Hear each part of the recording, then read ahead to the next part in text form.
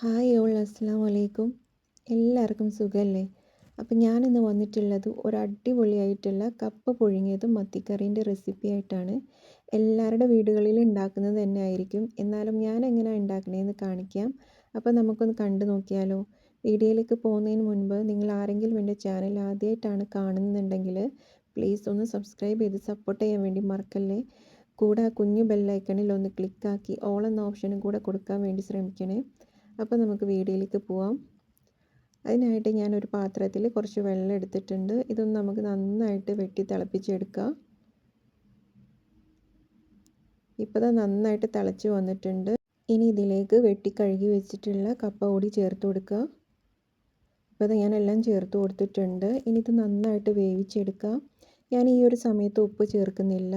ഒരു 3/4 വേവായതിന് ശേഷമാണ് ഞാൻ ഉപ്പ് ചേർക്കുന്നത്. നമുക്കിത് അടച്ചു വെച്ചിട്ട് വേവിച്ചെടുക്കാം. ഇപ്പോൾ ഇതാ കപ്പിട്ടിട്ട് കുറച്ച് സമയമായി. ഇനി ഇതിലേക്ക് നമുക്ക് ഉപ്പൂടെ ചേർത്ത് കൊടുക്കാം. 1/4 ടീസ്പൂൺ മഞ്ഞൾപ്പൊടിയും കൂടെ ഞാൻ ചേർത്ത് കൊടുക്കുന്നുണ്ട്. ഇനി ഒന്നുകൂടെ അത് നന്നായിട്ട് മിക്സ് ചെയ്തിട്ട് ബാക്കിയുള്ളത് കൂടെ കുക്ക് ചെയ്തെടുക്കുക. നന്നായിട്ട് വേവിച്ചെടുക്കുക. ഇപ്പോൾ ഇത് ഒരു 5 മിനിറ്റ് കഴിഞ്ഞിട്ടുണ്ട്. ഇനി നമുക്കിത് കപ്പ വെന്തോ നോക്കാം. കപ്പൊക്കെ നന്നായിട്ട് വെന്തിട്ടുണ്ട്. ഇനി നമുക്കിത് വെള്ളത്തിൽ നിന്ന് ഊറ്റിയെടുത്തിട്ട് മാറ്റി വെക്കാം. ഇനി നമുക്ക് കറി ഉണ്ടാക്കാനായിട്ട് ഞാനൊരു 1/2 കിലോ കുഞ്ഞമത്തിയാണ് എടുത്തിട്ടുള്ളത്. ഇത് നല്ല രീതിക്ക് കഴുകി വൃത്തിയാക്കി വെച്ചിട്ടുള്ളതാണ്. പിന്നെ വേണ്ടത് പുളിയാണ്. ഞാനൊരു നെല്ലിക്ക വലുപ്പത്തിലുള്ള പുളി എടുത്തിട്ടുണ്ട്. അത് കുറച്ച് വെള്ളം ഒഴിച്ചിട്ട് കുതിരാൻ വേണ്ടി മാറ്റി വെക്കാം. ഇനി ഞാൻ കറി ഉണ്ടാക്കാനായിട്ട് ഒരു ചട്ടി വെച്ചിട്ടുണ്ട്. അതിലേക്ക് ഞാൻ ഒരു സവാള, പകുതി തക്കാളി, 4 പച്ചമുളകും കൂടെ ഇട്ട് കൊടുക്കുന്നുണ്ട്. ഈ സവാളക്ക് പകരം കൊച്ചുള്ളി വേണമെങ്കിലും എടുക്കാം. ഇനി ഇതിലേക്ക് ചേർക്കുന്നത് 1 ടേബിൾ സ്പൂൺ ഇഞ്ചിയും വെളുത്തുള്ളിയും ചതച്ചതാണ്.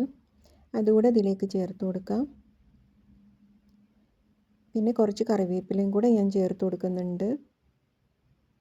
ഇനി ഇതിലേക്ക് പൊടികളായിട്ട് ഞാൻ 2 ടേബിൾ സ്പൂൺ മുളക് പൊടിയാണ് ചേർത്ത് കൊടുക്കുന്നത്. ഇത് നല്ല മുളക് പൊടിയാണ്, കാശ്മീരി മുളക് പൊടിയല്ല. നിങ്ങൾക്ക് വേണമെങ്കിൽ കാശ്മീരി മുളക് പൊടിയും ചേർക്കാം. പിന്നെ ഞാൻ 1/2 ടീസ്പൂൺ മഞ്ഞൾപ്പൊടിയും കൂടെ ചേർക്കുന്നുണ്ട്. ആവശ്യത്തിനുള്ള ഉപ്പ് കൂടെ ചേർത്ത് കൊടുക്കുന്നുണ്ട്. പിന്നെ നമ്മൾ നേരത്തെ കുതിർത്ത് വെച്ചിട്ടുള്ള പുളി പിഴിഞ്ഞതും കൂടെ ചേർത്ത് കൊടുക്കുന്നുണ്ട്.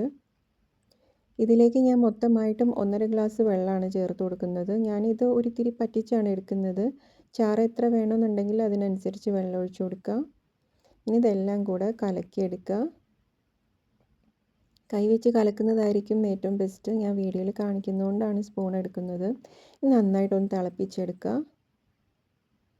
ഇപ്പോൾ ഇത് അത്യാവശ്യം നല്ലതായിട്ട് തിളയ്ക്കുന്നുണ്ട്. ഒന്നുകൂടെ നന്നായിട്ട് മിക്സ് ചെയ്ത് കൊടുത്തിട്ട് നമുക്ക് ഇതിലേക്ക് മത്തി ഇട്ട് കൊടുക്കാം. അപ്പോൾ ഞാൻ എല്ലാം മത്തി ഇട്ട് കൊടുക്കുന്നുണ്ട്. മത്തി ആയതുകൊണ്ട് തന്നെ കുഞ്ഞമത്തി ആയതുകൊണ്ട് തന്നെ വേവ് വളരെ കുറവായിരിക്കും. പ്രത്യേകിച്ച് ചട്ടിയിലായതുകൊണ്ട് ചട്ടിക്ക് നല്ല ചൂടുണ്ടാവുമല്ലോ. അപ്പം മത്തി ഇട്ട് കൊടുത്തിട്ട് വളരെ കുറച്ച് സമയം മാത്രം വെച്ചാൽ മതി. ഒരു തിള വരുമ്പോഴത്തേക്കും ഇറക്കി വെക്കണം. അല്ലെങ്കിൽ പിന്നെ മത്തീൻ്റെ ഫോട്ടോസ്റ്റാറ്റ് പോലും കിട്ടൂല.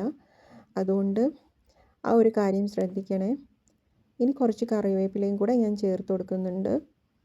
ഇനി കുറച്ച് സമയം ഒന്ന് തിളപ്പിച്ചെടുക്കുക.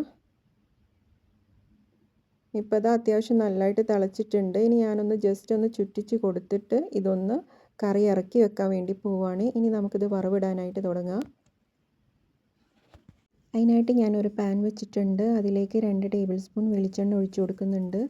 കൂടെ ഞാനൊരു 1/4 ടീസ്പൂൺ ഉലുവയും കൂടി ചേർത്ത് കൊടുക്കുന്നുണ്ട്. അതൊന്ന് പൊട്ടി വരുമ്പോൾ ഒരു 3-4 ചെറിയ ഉള്ളി അരിഞ്ഞതും കൂടെ ചേർത്ത് കൊടുക്കുന്നുണ്ട്. ചെറിയ ഉള്ളി നന്നായിട്ടൊന്ന് മൂത്ത് വരുമ്പോൾ കുറച്ച് കറിവേപ്പിലയും കൂടെ ഇട്ട് കൊടുക്കുക. ഇനി ഇതെല്ലാം കൂടെ ഒന്ന് മിക്സ് ആക്കിയിട്ട് നമുക്ക് നമ്മുടെ കറിയിലേക്ക് ഒഴിച്ചു കൊടുക്കുക.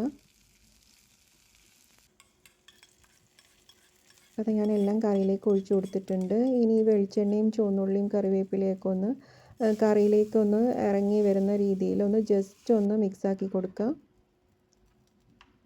ഇപ്പോൾ ഇത് അടിപൊളി കറി റെഡി ആയിട്ടുണ്ട്. നമുക്കിനി കപ്പയിലേക്ക് വറവിടാൻ വേണ്ടി തുടങ്ങാം.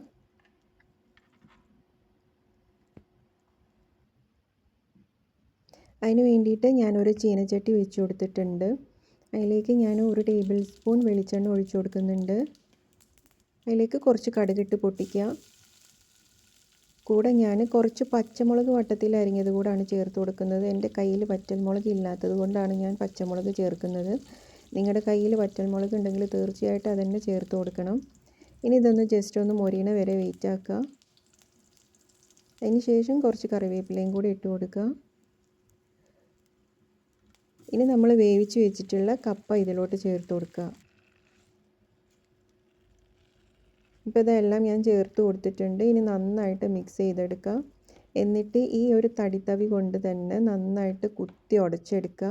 അപ്പോൾ ഇതാ ഞാൻ നന്നായിട്ട് കുത്തി ഉടച്ചെടുത്തിട്ടുണ്ട്. ഇപ്പോൾ നമ്മുടെ കപ്പയും റെഡി ആയിട്ടുണ്ട്, മത്തിക്കറിയും റെഡി ആയിട്ടുണ്ട്. ഇനി നമുക്കൊന്ന് വിളമ്പുന്ന പാത്രത്തിലേക്ക് മാറ്റാം. ആദ്യം കുറച്ച് കപ്പ ഇട്ട് കൊടുക്കുക. അതിൻ്റെ മേലെയായിട്ട് മത്തിക്കറി ഒഴിച്ചു കൊടുക്കുക. ഇതിൻ്റെ കൂടെ ഒരു സുലൈമാനിയും കൂടെ ഉണ്ടെങ്കിൽ അടിപൊളിയാണ്. അപ്പോൾ നിങ്ങൾക്ക് എൻ്റെ വീഡിയോ ഇഷ്ടമാവുകയാണെങ്കിൽ പ്ലീസ് ഒന്ന് സബ്സ്ക്രൈബ് ചെയ്ത് സപ്പോർട്ട് ചെയ്യാൻ വേണ്ടി മറക്കല്ലേ. കൂടെ കുഞ്ഞു ബെല്ലൈക്കണിൽ ഓൾ എന്ന ഓപ്ഷനും കൂടെ കൊടുക്കാൻ വേണ്ടി ശ്രമിക്കണേ. അപ്പോൾ നിങ്ങളുടെ അഭിപ്രായങ്ങളൊക്കെ കമൻറ്റ് ബോക്സിലൊന്ന് അറിയിക്കാൻ വേണ്ടി മറക്കരുതേ. അപ്പോൾ ഇനി മറ്റൊരു അടിപൊളിയായിട്ടുള്ള വീഡിയോയിലൂടെ കാണാം. Thank you.